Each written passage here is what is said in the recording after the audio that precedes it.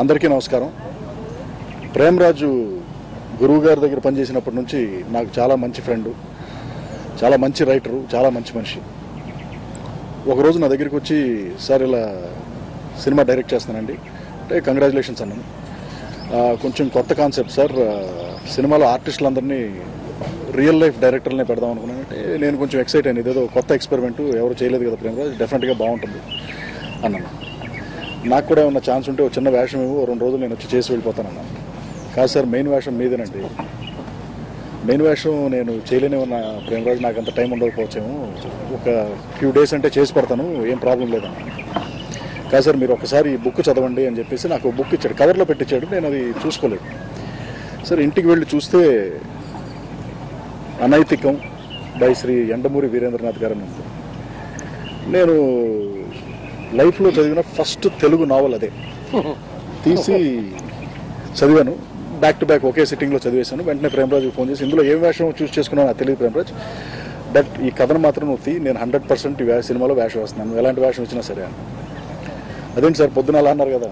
లేదమ్మా, నువ్వు యండమూరి వీరేంద్రనాథ్ గారు నావల్ అని నాకు చెప్పలేదు కదా. అది ఆయన ఎంతోమంది పెద్ద ఆర్టిస్టులకి, సీనియర్ స్టార్స్కి కథలు రాసిన ఆయన కథలో చేయటం, నేను అది బై గాడ్స్ గ్రేస్ నా గుడ్ లక్ అనుకుంటున్నాను. సో నువ్వు ఎలాంటి వేషం ఇచ్చినా పర్లేదు. లేదు సార్, ఆ మెయిన్ వేషం అని చెప్పేసి ఆ క్యారెక్టర్ పేరు చెప్పాడు. బాగా హ్యాపీగా ఫీల్ అయ్యాను. మెయిన్ విషయం ఏంటంటే, నేను అసలు యండమూరి వీరేంద్రనాథ్ గారి గురించి చిన్నప్పటి నుంచి విన్నాను, కానీ ఆయన రియల్ లైఫ్లో నేను ఎప్పుడు చూడలే. ఈ ప్రెస్ మీట్లోనే ఫస్ట్ టైం ఆయన చూస్తున్నాను. సో ఐ ఫీల్ చాలా గర్వంగా ఉంది నాకు ఈ సినిమాలో పనిచేసినందుకు.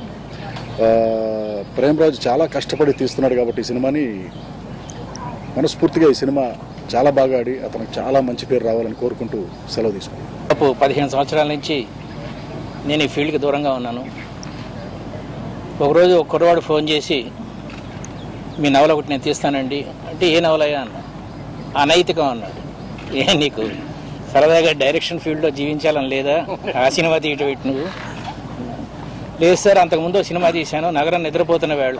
అప్పుడు నా వాయిస్లో చేంజ్ వచ్చింది.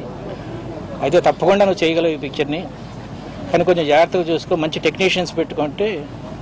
నేను పరుచూరి అసిస్టెంట్గా పనిచేశాను, వాళ్లే మనకి డైలాగ్స్ రాస్తారు అన్నప్పుడు ఇంకా చూసుకోక్కర్లేదు, go ahead with your venture అన్నాను.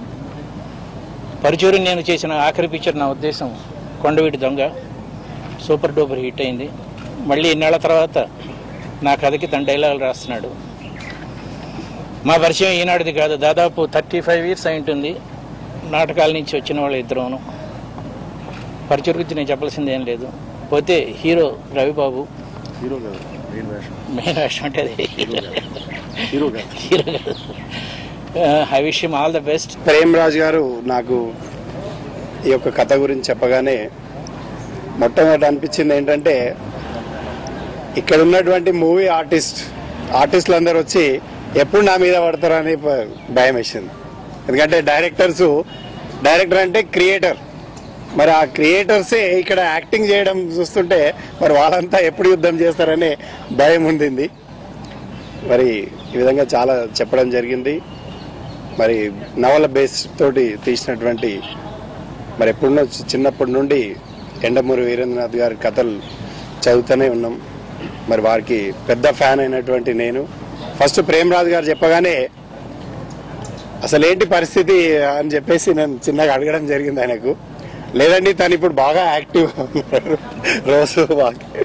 అంటే చిన్నప్పటి నుండి కథలు వింటూనే ఉన్నాం. మరి ఇంకా కూడా తను చాలా మంచి కథ ఎన్నుకొని చేయడం జరిగింది. మరి గురుగారు ఆ యొక్క సినిమా కథలు మాటలు రాయడం, మరి అదేవిధంగా అందరు డైరెక్టర్స్తో కలిసి పనిచేయడం నిజంగా అదృష్టంగా భావిస్తున్నాం. మా యొక్క బ్యానర్కి మంచి పేరు తెచ్చిపెడతారని చెప్పేసి అనుకుంటూ, ఇందులో చేస్తున్నటువంటి ప్రతి టెక్నీషియన్, ప్రతి ఆర్టిస్ట్, డైరెక్టర్గా మా ఆర్టిస్టులందరికీ కూడా, ప్రతి ఒక్కరికి, మరి మీడియా సోదరులందరికీ కూడా ప్రత్యేకంగా నంది ప్రొడక్షన్ తరఫున కృతజ్ఞతలు తెలియజేస్తాను. అంటే ఇంత మంచి అద్భుతమైనటువంటి కథతో నాకు సంగీతం చేసే అవకాశాన్ని కల్పించినటువంటి డైరెక్టర్కి, మా ప్రొడ్యూసర్స్కి, అలాగే గురుగారు పరుచూరి వెంకటేశ్వరరావు గారికి, రవిబాబు గారికి, ప్రతి ఒక్కరికి నా కృతజ్ఞతలు తెలియజేస్తున్నాను. ఇందులో 5 సాంగ్స్ని తయారు చేస్తున్నాం. టోటల్ 5 సాంగ్స్కి సాహిత్యం మన సుద్దాల శక్తేజ గారు సింగిల్ కార్డ్ రాస్తున్నారు. దాదాపుగా పాటలు మొత్తం కంప్లీట్ అయిపోయినాయి. వీటికి ఫైనల్ వాయిస్ మిక్సింగ్ బాలు గారు, విజయస్ దాస్, చిత్ర మేడం వీరందరి మిక్సింగ్ వర్క్ ఉంది. ఎక్కడ రాజీ పడకుండా ప్రొడ్యూసర్స్ నాకు అన్ని విధాలుగా సహకరిస్తున్నారు. చాలా మంచి క్వాలిటీతో రూపొందిస్తున్నాం. అలాగే నాకు కీబోర్డ్ ప్లేయర్ జీవన్ గారు కూడా చాలా హెల్ప్ చేస్తున్నారు. ఇలాంటి సబ్జెక్ట్ దొరకడం నిజంగా నా అదృష్టంగా భావిస్తున్నాను. ముందుగా చెప్పాల్సింది ఏంటంటే నేను చెప్పుకోవాల్సింది ముఖ్యంగా అందరికీ ముందు కృతజ్ఞతలు. ఎందుకంటే ఒక చాలా చిన్న వ్యక్తినైనా నాకు ఇంతమంది పెద్దవాళ్ళు సపోర్ట్గా ఉండి ఈ సినిమా తీయటానికి నాకు సపోర్ట్ చేసి నన్ను ముందుకు నడిపిస్తున్నందుకు అందరికీ ముందు నా ధన్యవాదాలు. ఎందుకంటే ఏదన్నా ఒక సినిమా చేయాలనంటే ఫస్ట్ దాంట్లో కమర్షియల్ ఎలిమెంట్స్ ఏమున్నాయి, లేదా ఐటమ్ సాంగ్స్ ఏమున్నాయి, ఫైట్సే ఉన్నాయి, మిగతా ఎలిమెంట్స్ ఏమేమి ఉన్నాయని ఆలోచించే రోజులు. అలాంటిది ఒక డిఫరెంట్ సబ్జెక్టు, అనైతికం, మంచి ఫ్యామిలీ డ్రామా. నేను ఎప్పుడో చాలా ఏళ్ల క్రితం చదువుకున్న కథ. ఇది ఎప్పటికైనా సినిమా తీస్తే బాగుంటుందని చెప్పేసి నేను చదివినప్పుడే నాకు అనిపించింది. ఆ తర్వాత నేను రెండో సినిమా చేయాలనుకున్నప్పుడు ఈ సబ్జెక్ట్ ఎన్నుకున్నాను.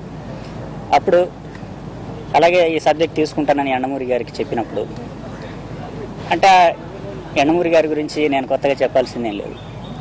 ఎన్నో super hits, bumper hits Yandamuri గారి నావల్స్ సినిమాలుగా వచ్చాయి. ఎంతోమంది పెద్ద దర్శకులు, పెద్ద నిర్మాణ సంస్థలు కూడా యండమూరి గారి నవల్స్ తీసుకుని సినిమాలు నిర్మించాయి. అట్లాంటిది ఒక చిన్న వ్యక్తిని, చిన్న డైరెక్టర్ని, ఇప్పుడిప్పుడే అడుగులేస్తున్నవాన్ని, అలాంటి వ్యక్తికి తన సబ్జెక్టు అంటే నేను దానికి న్యాయం చేయగలనని నమ్మి నాకు ఆ సబ్జెక్ట్ ఇచ్చినందుకు ముందుగా యండమూరి గారికి నేను ప్రత్యేకంగా ధన్యవాదాలు తెలుపుతున్నాను.